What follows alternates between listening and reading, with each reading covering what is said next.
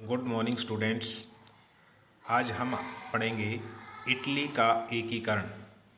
Italy का एकीकरण कैसे हुआ और किस किस महान देशभक्त ने उसमें योगदान दिया उसके बारे में।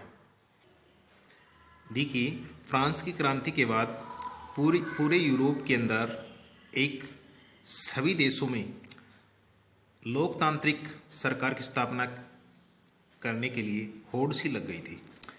इसी प्रकार इटली जो देश था वो 19वीं सदी के पूर्वार्ध में 13 राज्यों में बटा हुआ था अलग अलग, और इसमें बाद में इनका एकीकरण किया गया, कुछ राज्यों को शामिल किया गया।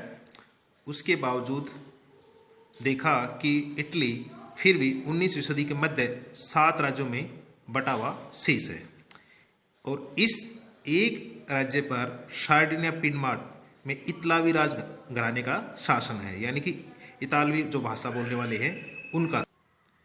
इस प्रकार इटली एकीकरण में जो एकीकरण का जनक माना जाता है उसे जोसेफ मेज़नी माना जाता है, और इटली एकीकरण में जो बाधक देश था वो था ऑस्ट्रिया। मेज़नी का जन्म 1806 में जेनेवा में हुआ। इटली का एक शहर है जेनेवा, उसमें इसका जन्म हुआ। वह एक क्रांतिकारी विचारों का व्यक्ति था। 1832 ईस्वी में उसने यंग इटली की एक स्थापना की। इसमें जितने भी इटली के नौजवान थे उनको उसने शामिल किया। इनका उद्देश्य था कि इटली से ऑस्ट्रिया को खदेड़ना और वेनेशिया और लोम्बार्डी प्रदेशों को मुक्त कराना, जिस पर ऑस्ट्रिया का कब्जा था। इटली का उत्तरी भाग ऑस्ट्रिया के हब्सबर्ग शासकों के अधीन था। मध्य भाग पर पोप का शासन था, जबकि जो दक्षिणी भाग था उस पर स्पेन के बुर्बो वंश का शासन था। इतालवी भाषा ने अभी तक अपनी पूरे देश में साझा भाषा नहीं हुई थी, और इसकी एकीकरण की अगुवाई सार्डिनिया पिडमांट जो बड़े राज्य थे उनके नेतृत्व में किया। इटली का एक महान देशभक्त और था गैरिबाल्डी का जन्म भी इटली के नीस नगर में 1807 में हुआ। वह बड़ा होकर पिडमांट सार्डिनिया की जल सेना में एक नाविक बना। उसके बाद 1834 ईस्वी में वह मेज़नी से मिला। 1839 ईस्वी में इटली में गणतंत्र होने की रक्षा का भार अपने कंधों पर इसने लिया। उसने लाल कुर्ती दल की एक स्थापना की। उसमें जो भी सैनिक थे वो लाल ड्रेस पहनते थे।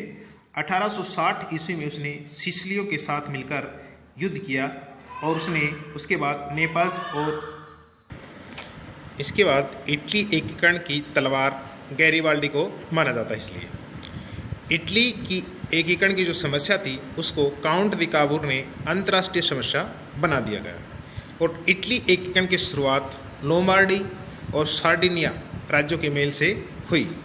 ये था इसका प्रथम चरण। इसमें 1830 ईस्वी में इस राज्य की शक्ति बढ़ाई गई और क्रीमिया के युद्ध हुआ। क्रीमिया के युद्ध में पिडमांट सार्डिनिया राज्य को बड़े स्तर पर लाकर खड़ा कर दिया, और उसने फ्रांस से मिलकर 1851 ईस्वी में लोम्बार्डी को सार्डिनिया पिडमांट राज्य में मिला लिया गया।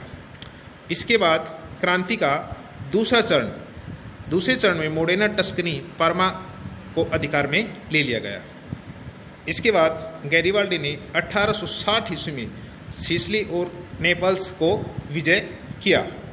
इनका एकीकरण का एक ही उद्देश्य था कि इटली में गणतंत्र की स्थापना करना और इटली का अपना संविधान हो। और अंत में 1860 ईस्वी में के दशक में ऑस्ट्रिया पर्सा युद्ध में वेनेशिया पर अधिकार किया, और 1870 ईस्वी में फ्रांस पर्सा युद्ध के परिणाम स्वरूप रोम पर सार्डिनिया का अधिकार हो गया। इसके बाद 1871 ईस्वी में रोम को संयुक्त इटली की राजधानी घोषित कर दिया गया।